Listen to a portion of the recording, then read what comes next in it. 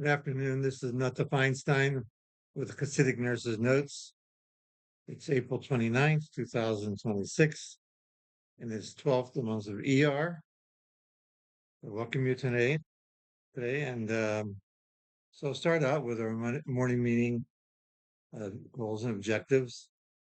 That the purpose of this is to um, present the 7 laws of the children of Noah, which entails belief in God, understanding God, knowing about God, our relationship, and taking that relationship and bringing it to making a difference in this world with the hopes of revealing godliness to all, the advent and coming of the righteous Messiah, Mashiach, will implement this.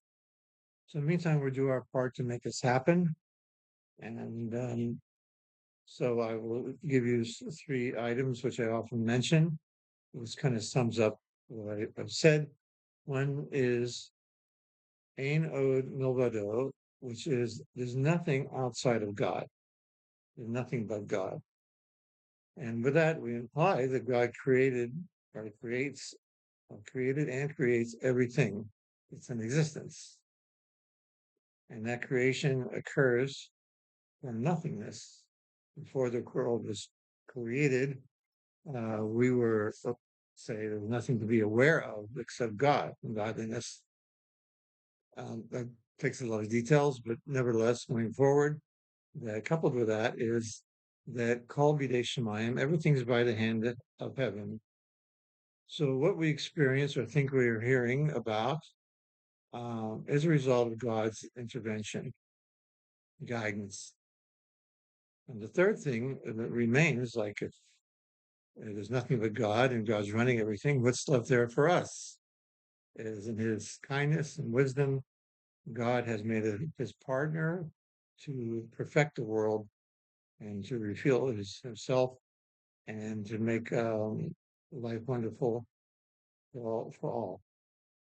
So going forward from that, I would just preface this that sometimes I don't know exactly how to present everything because, in essence, there is kind of a direction for I was giving a class exclusively for Jewish people or exclusively for Noachites or potential Noachites. And sometimes there's an interface interlapping. And so I take my chances and present it mainly for the Noachites. And I'll give you some information that I would maybe speak about to the Jews and take it from there. So I mentioned before, number one, not necessarily number one, but there's a book called Ethics of the Fathers, Pirkei Avos. It's a Mishnah, it's part of the Talmud, and it gives Jewish perspective,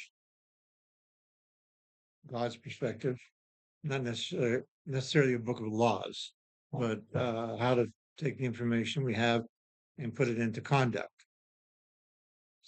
Second, I'll mention this book of dealing with Orthodox Jewish patients in hospitals setting or healthcare setting.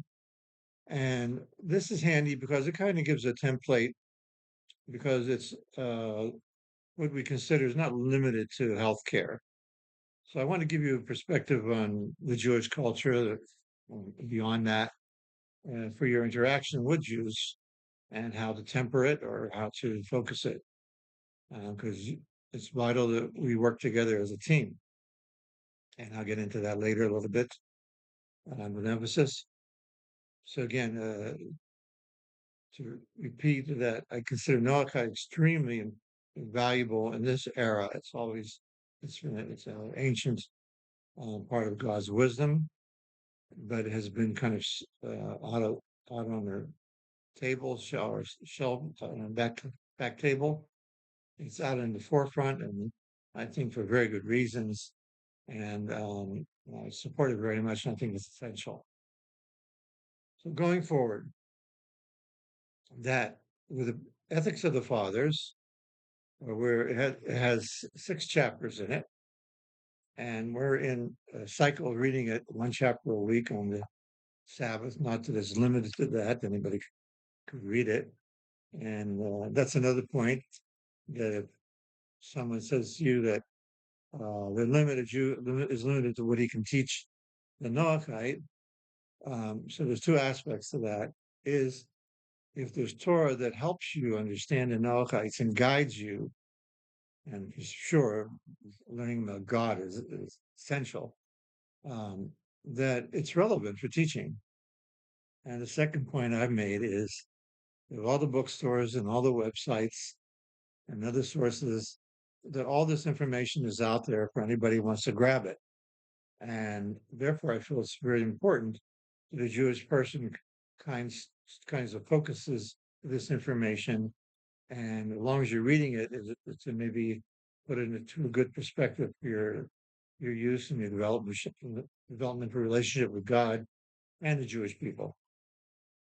So in this chapter 4, it opens up with a very, very relevant presentation of values, of goals. And I don't think I mention more once you hear what it has to say. Some things are right in front of our nose, but they're covered up by distorted values or lack of emphasis or emphasis on other things. So this starts out with chapter 4 of the first Mishnah. Who is wise? And this is not the first time I brought this up, but it's because it's so universal and so useful. Who is wise? If you think about it, and I'm not going to feed you alternatives. You can think for yourself at this moment. Who is wise? The second one is who is strong. The third one is who gets who's wealthy, and the fourth one is who gets honor. Actually, I changed the order a bit unintentionally. Nevertheless, I'll go through it. So, who is wise? As you thought about it, come up with your recommendation. It says that who is wise is someone that can learn from everybody. Think about that. It's quite exclusive idea nowadays that everybody wants people to learn from them, their point of view. I mentioned that when you're in a conversation, as interesting as you may be and as knowledgeable as you may be, and how interesting your experiences are, most people would prefer that you listen to them, and you gain a perspective outside of the books, outside the media. So, who is wise? One can learn from everybody. Of course, the books and the media are part of that as well, especially Torah. Second is who is wealthy, who's rich. You think about that. Is it a dollar amount or a treasure amount? And it says who's wealthy is one who's happy with what he has. And I'm not going to make a lecture series out of that one point, but it could be.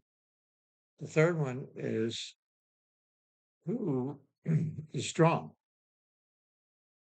And is that weights? Is that endurance? Or is that martial arts? And unfortunately, the answer is so great. And it's like at the end of the barrel, even if it makes the list, is the one who can subdue his evil inclination or his uh, animal characteristics or behaviors or emotions, which are primarily destructive.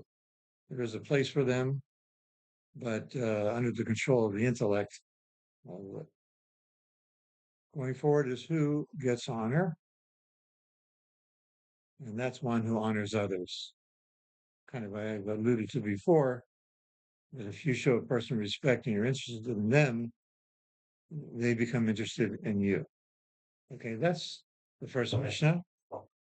And what's the purpose? Maybe it seems obvious, but sometimes there's so many distorting concepts out there. So I want to present that to you and to show you the wisdom, the type of wisdom that's in Torah, and it's encompassing and universal. The next one is, and this requires some faith and knowledge of God and his ways, and nevertheless, it's good to hear that it exists. So it says, regarding one rabbi, he used to say, do not regard anyone with contempt, do not reject anything, for there's no one, no man that doesn't have his hour, and there's no thing that doesn't have its place. We can sort of turn that around and say, if you are the ones being rejected, or what you have is being rejected, have confidence. You'll have your time, you'll have your hour, and that object will have its need. So stand there and take the ridicule or take the being ignored and know what you have to offer. And again, conversely, regard everybody else with this template. Going further, I mean, I'm not doing every one, I'm just taking selected ones. This is Rabbi Ishmael, son of the Rabbi Yosef. He said, one who refrains from judgment and works out an agreeable compromise instead removes himself from hatred, theft,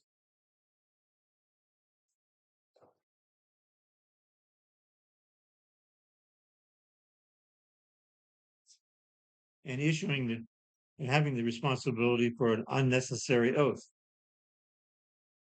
One who acts arrogantly in issuing a ruling is a fool, evildoer, and of a haughty spirit.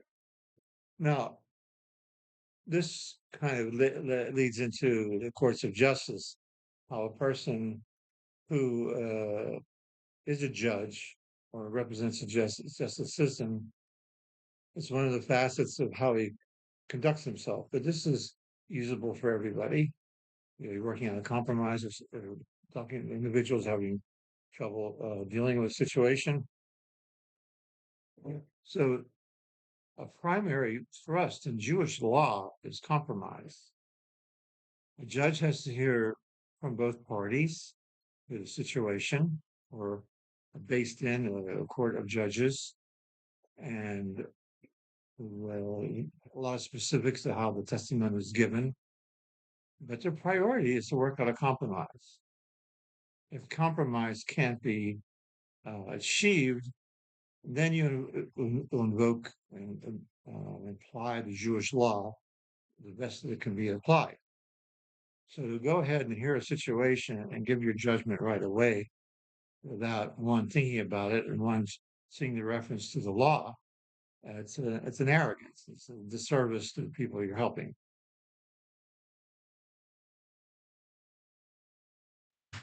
Another Mishnah, Rabbi Shimon said, there are three crowns: the crown of Torah, the crown of priesthood, and the crown of kingship.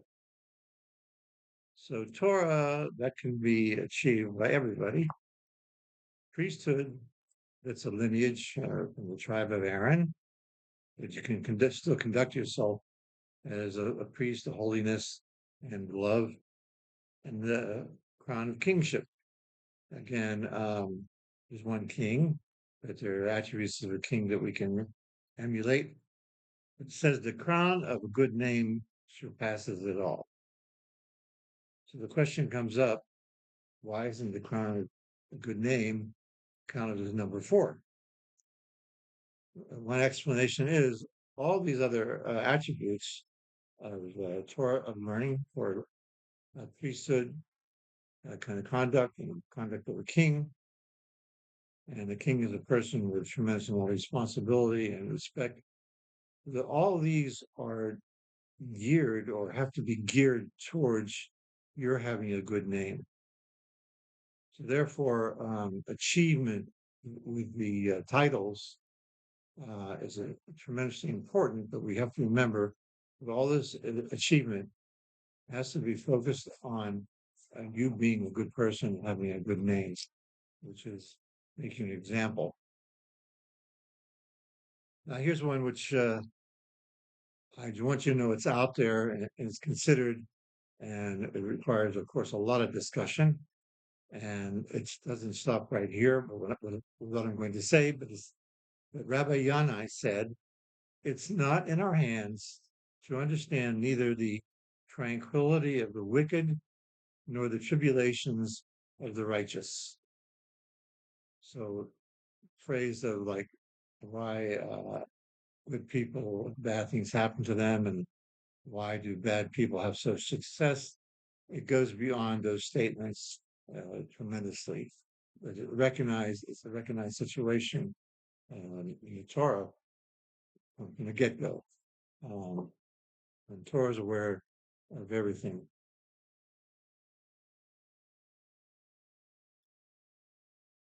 So with that in mind, I just wanted to give you those few highlights.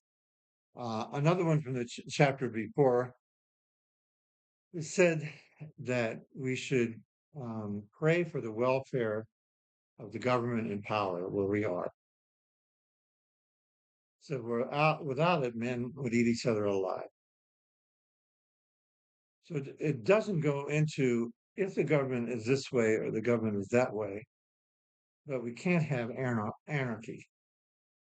And I think this historic, when there has been change of power, change of governments by whatever the means, that sometimes there's what they call the reign of terror. So we have to have some type of existence of government and be careful before you start turning into a rebel or supporting rebels. Um, Change may be needed, and that there's a way to do it. But the thrust of the matter is that there has to be a respect for the governmental power, and be fearful of what happened if there was no governmental power. Now I'm going to go into the healthcare manual.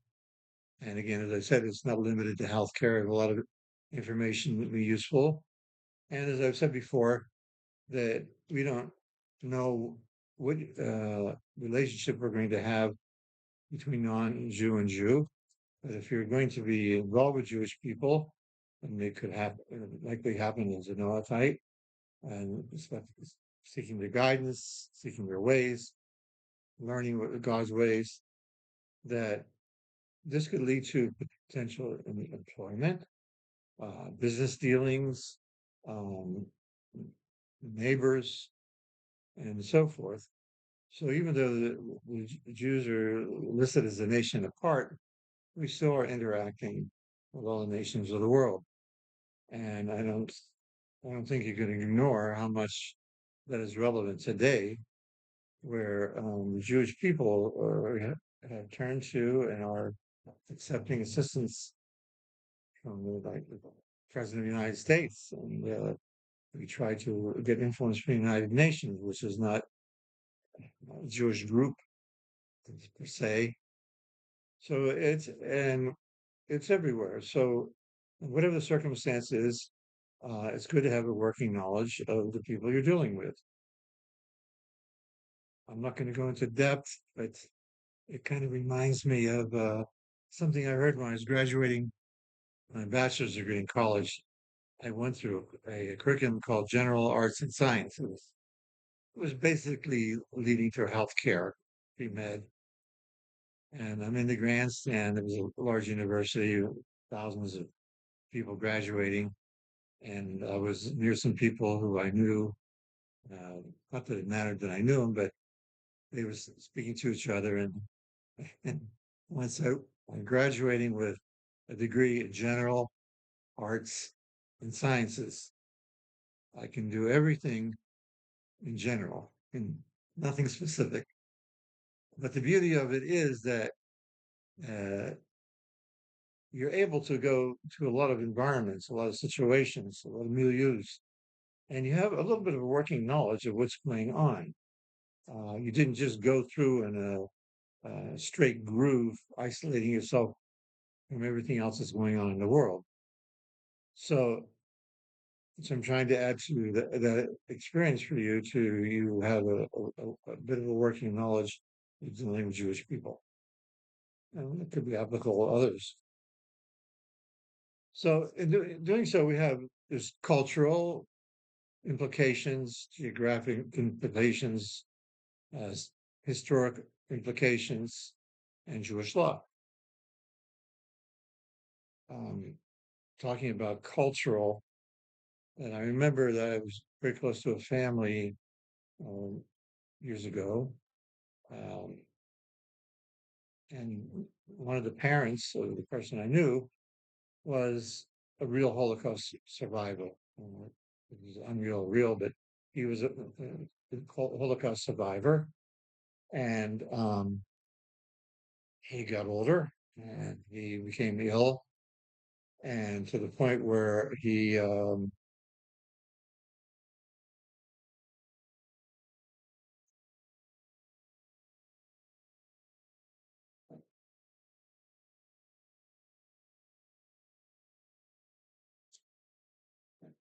excuse me, I had a little technical error there. The person got ill at the point where he was kind of delirious and he was kind of hard to control. And he wasn't a feeble person that at that point. There was other processes going on, so he still had strength, but he was trying to get out of bed. It could hurt himself, and he's pulling at things. And since he was a strong person, they brought in a security guard from the hospital, to try to help whatever way he could. And when the man saw him in a uniform, he flashed back to the camps, the prison camps, and he became very, very agitated. And the flip side of that is that in the United States, that I remember hearing that the Rebbe encouraged the chief, the mayor of the city where we're at, to increase the police protection, the number of policemen. So there's a cultural effect on people, and you need to stand back and look at that before reacting or knowing how to deal with it. So some cultures, the ones that came from the Soviet Union, um, there was no way, shape, or form that they could argue with anything that was presented to them. And they had to listen to what was presented to them. But you've heard perhaps the term refuseniks, that when they had the opportunity, they still went on and do what they could to follow life of Torah mitzvahs, even though it required tremendous self-sacrifice and beyond. And there are people from other cultures who were taught where they lived and look how they're living, that they cannot lose, because to lose meant that no such thing as a compromise from the type of enemies that are there. And there's some cultures where it's said you can't tell them anything. They don't want to hear from anything. So everybody you meet, don't say there's a one way that Jewish people act. In many ways, and some of it's cultural, and then some is Jewish law. Uh, tell you situations regarding prayer.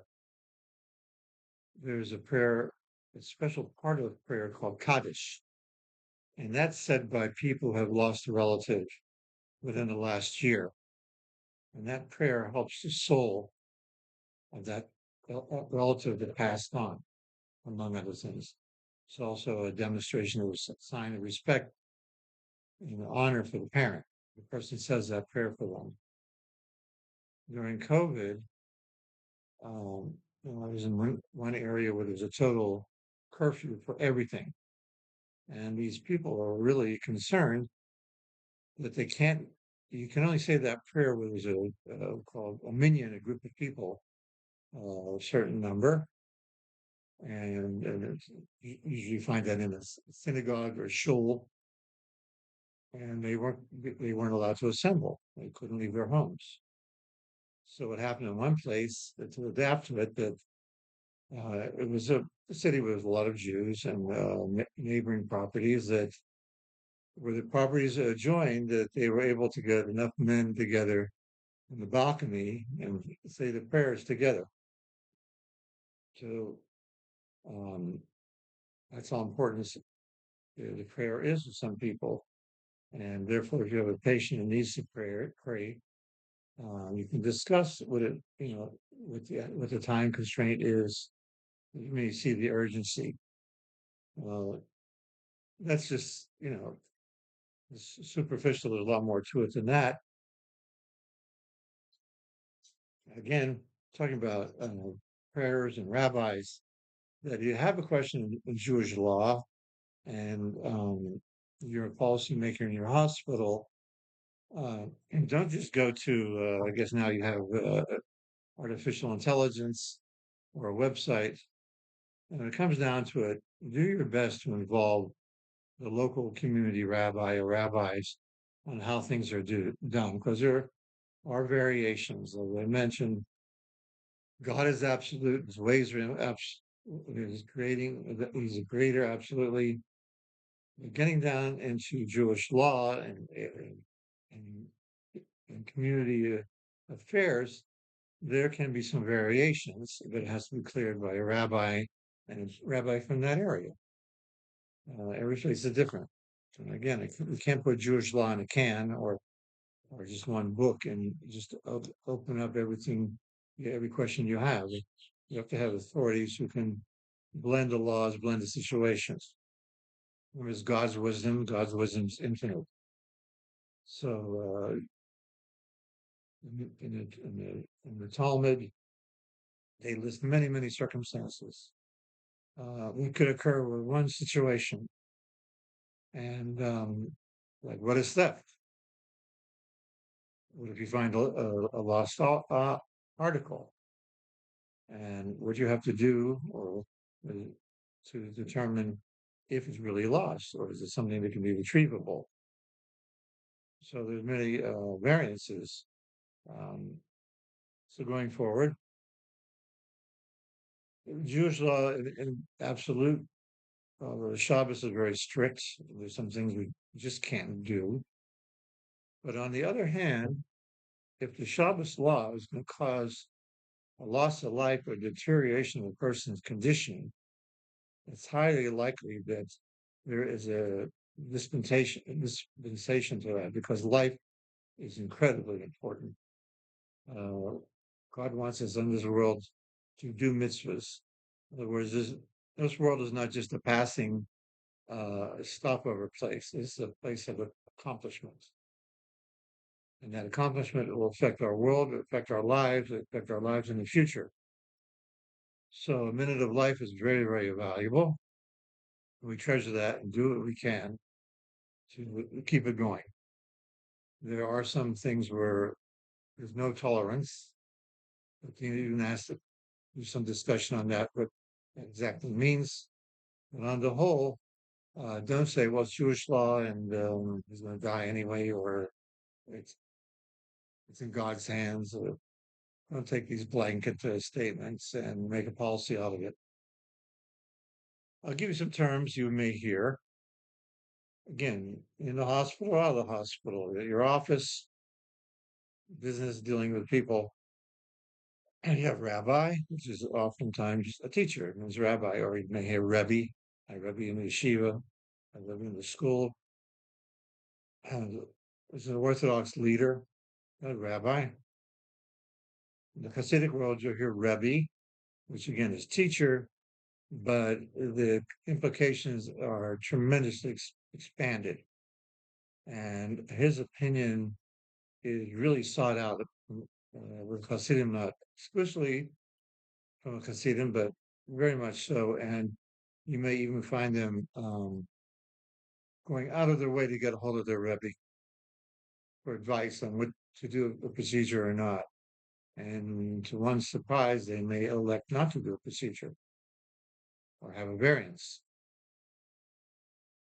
Again, this is a subject for more discussion, very interesting. You have a word called a Rav. I'll call it my Rav. That usually implies a person who's extremely well versed in Jewish law and can make a decision on a conflict in Jewish law or how to apply a Jewish law, especially in a complicated situation. Many Jews are very knowledgeable, and Jewish education involves Jewish law, even from the youth.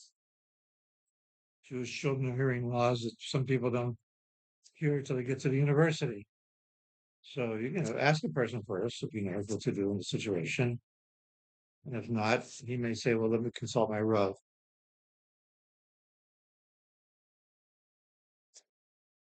Now, if there's a debate, again, this is out of the house, or probably a business debate or some other maybe damages, whatever, we responsible.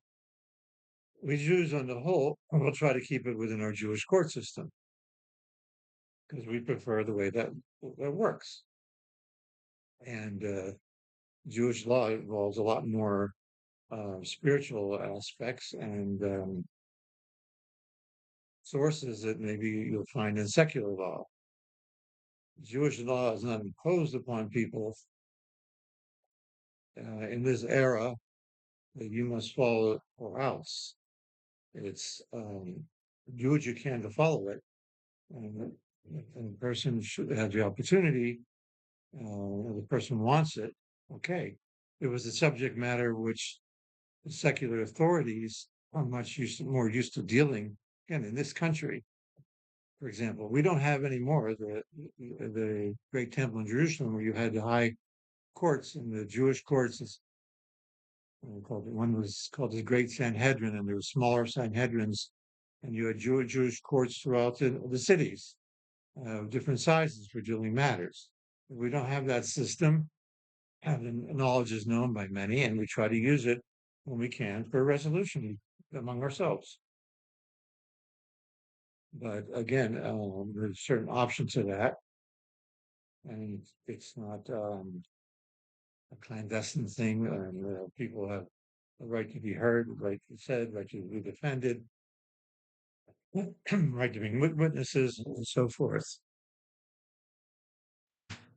In order to exemplify that concept, that in the Torah, again in the Pirkei Avos, you'll see it, that we should support the government in power and pray for the welfare of the government in power.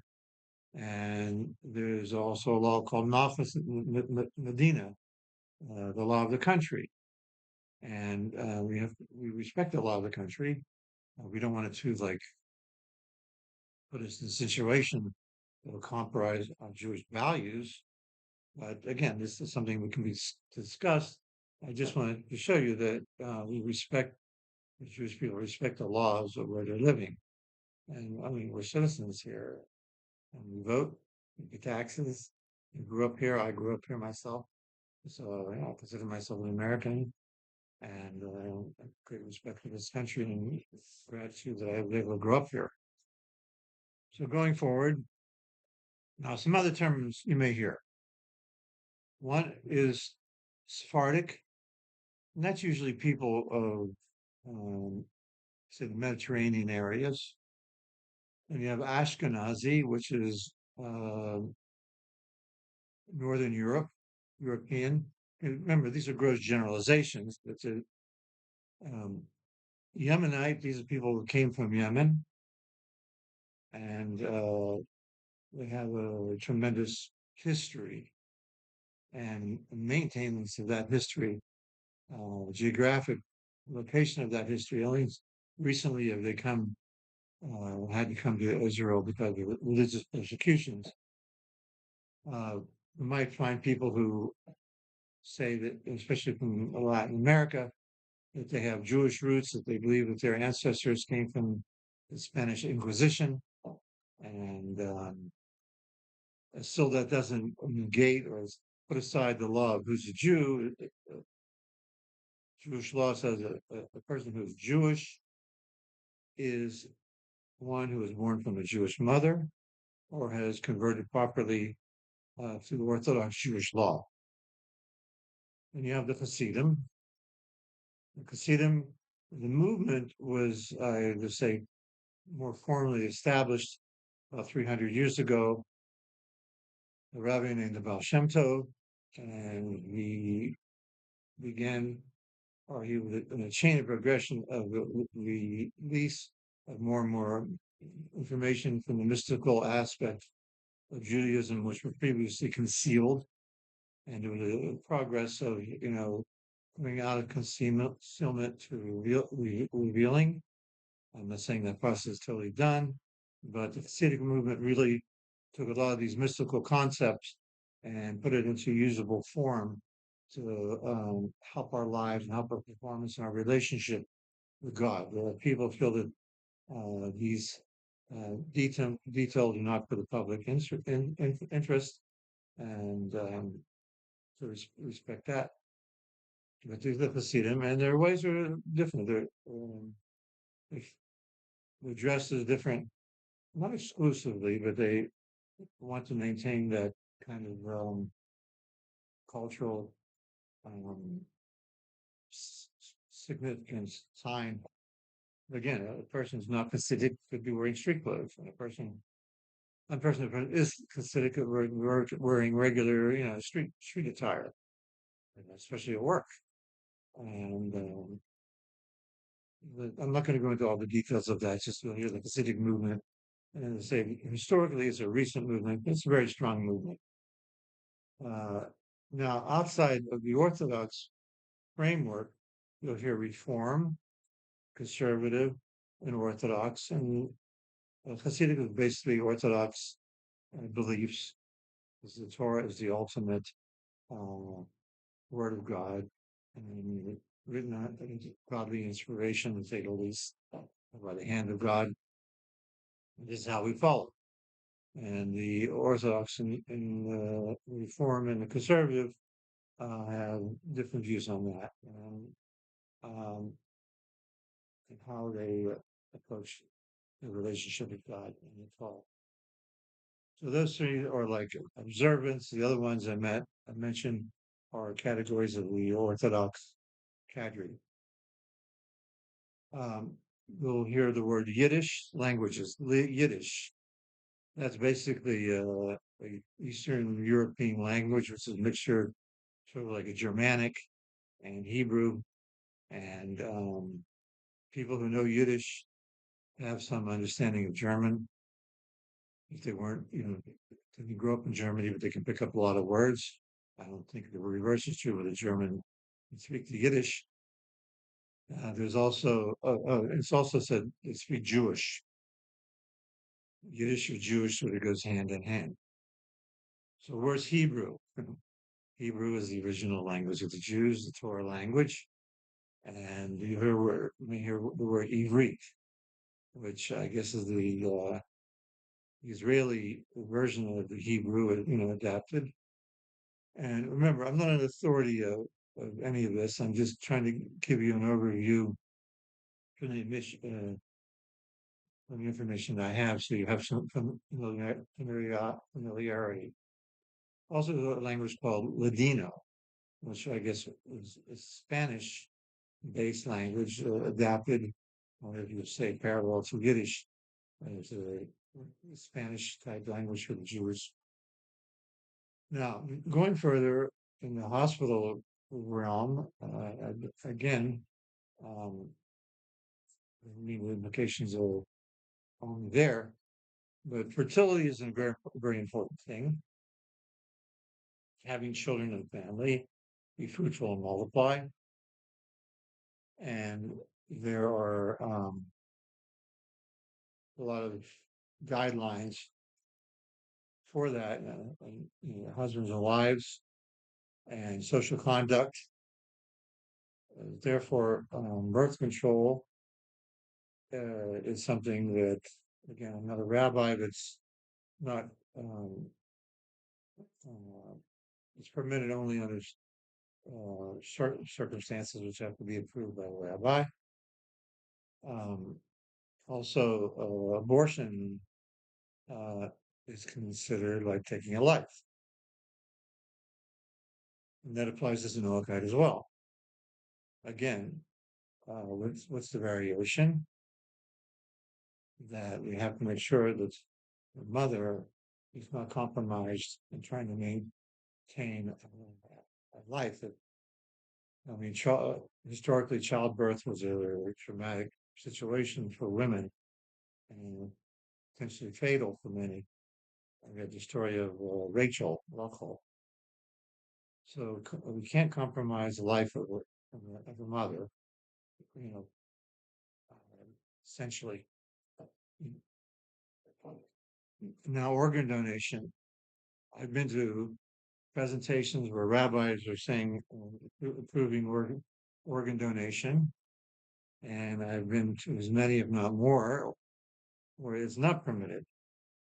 Again, we have that line of exceptions, but organ donation is not a simple thing. If a person doesn't choose the right on their living will that they can be an organ donor, it's for very substantial religious reasons. And if you try to push the issue, you really may be infringing on personal belief. Now, in Judaism, again, this is not Jewish law, but the big trend nowadays to alternative medicines and techniques. It's not exclusive to Judaism, but beliefs. In fact, we learn from other groups with that, but you may see a tendency for some people to avoid some therapies or go after other therapies. And if you're concerned about the welfare of the person, you can certainly present your point of view with respect to theirs, but present them with the accurate information that you have, so you can make a proper decision. Going further, there is a mitzvah called Bikur Cholim, visiting the sick. Actually, it's supposed to be very beneficial for that person, not just to feel that somebody cares. It's beneficial for their well-being that they're visited, and there are societies for visiting the sick. It's part of a Jewish society, and it goes all the way from just visiting to providing meals. Of course, it's very important for the kosher meals if the hospital is not set up for it or set up the way the family wants it or the culture wants it. And they're even at a point where um, they keep a bank of information on therapies and where they can be located and found, and more so. So the Bikur Cholim is a part of Jewish culture, and it's impressive. It really is. I'm not going to go into more details, but this is a beauty, and this is something again that is not limited to Judaism. What is limited is if you have a community, a neighborhood, with people who believe the way you do, or who you have a good working relationship. And this is a Noachite, and this is something that's wide open. And remember, God wants um, peace and love and well-being of mankind. Very important for him. So don't think if you're short on rituals that you're short on developing a relationship or improving or maintaining a relationship with God. I'm going to be describing, I'll just describe some and make you aware of more. Now we have Hatzalah, which could be say I'm going to say it's a mitzvah, but it said you shouldn't stand by the blood of your brother. That is a mitzvah. So organizations develop for rescue. And if a person's having a problem and it's difficult for them to get to a hospital, and maybe the EMS system is strained or there's none. I mean, I was in one place where the Hatzalah, the Jewish rescue organization, provided the rescue for the community, and it was a non-Jewish community. They were set up for it, and again, and they really treasure it, and they give it a lot of importance. So sometimes they work hand in hand with the local community rescue, the 911 system, and they know how to do that, and they want to do that. They want cooperation. And we have these, that's all organizations. You may see an ambulance, or you may see a Jewish guy in an unmarked car with a flashing light and a siren, and it's highly likely he's answering a call. Oftentimes, a Hatzalah can get there before the EMS. And the Florida area, EMS is very sophisticated and very prompt and very well trained, and in many cities as well. But we still have the Hatzalah. Now, there's also for women who are pregnant. Some concerns are that some people don't want ultrasounds. That's even coming into the area where I mentioned where science is starting to merge with philosophy. I heard a presentation from the high official of the United States government where they're exploring birth defects and autism. And there's some view is that the increase in autism related to some of the more recent procedures and conducts of their during pregnancy. So I'm not going to go into any more detail than that, but again, a person may hesitate for a ultrasound unless it's essential, for the child's, the fetus's well-being or the mother's well-being. There's some problem. Again, I'm not a Jewish authority on that. So, well, again, present the situation, explain the situation, and allow the person to make a decision and maybe help them to make a phone call. Going on from that situation, which unfortunately occurs, but it does occur in the hospitals, especially in nursing homes, is people passing away. Again, the care of the dead is extremely detailed and extremely important. There's some basic uh, principles for that, and that is, if at all possible, don't manipulate the body. There's IVs, lines, tubes, anything connected. Leave them intact. There's societies called the Heber Kadisha, which are burial societies, and they'll handle that. I'm not going to go into details of why that's necessary, but it is. We don't embalm. We don't cremate. Try to avoid autopsies at all costs, unless it's essential to something. And again, a rabbinical authority may be called if some push that has to be done to smooth the path. And on the whole, try to avoid it and help a person avoid it, in illegal bounds.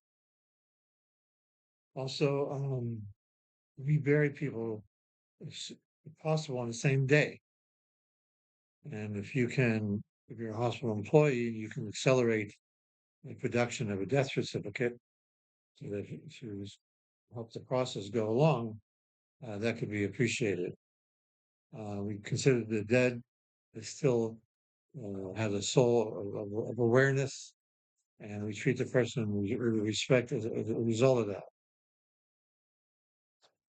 I'm looking at the clock, and I see it's pretty late, so I'm going to stop now, and wish you all a good week in continuance, and Mashiach should come now, and your life should be filled with truth, justice, and peace.